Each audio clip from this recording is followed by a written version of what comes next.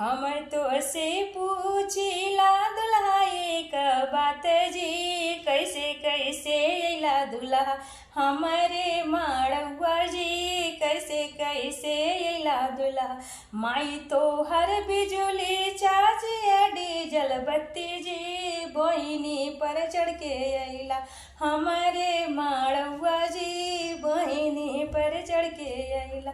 हम तो से पूछिला समधी एक बात जी, कैसे कैसे अइला समधी हमारे माड़वा जी, कैसे कैसे अइला अगुआ हमारे माड़वा जी, कैसे कैसे अइला तिलकहरू हमारे माड़वा जी, कैसे कैसे अइला पंडित हमारे माड़वा जी, कैसे कैसे अइला बसरू हमारे माड़वा जी। माई तो हर बिजुली चाची डीजल बत्ती जी, बहिनी पर चढ़ के अइला हमारे माड़वा जी, बहिनी पर चढ़ के अइला हमारे माड़वा जी।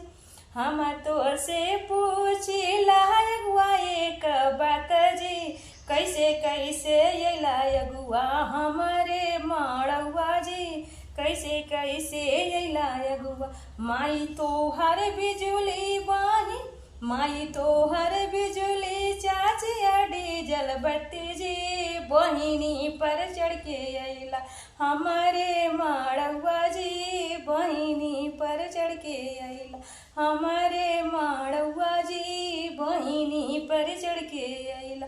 हम तो से पूछिला देवरू एक बात जी, कैसे कैसे अइला देवरू हमारे माड़वा जी, कैसे कैसे अइला देवरू।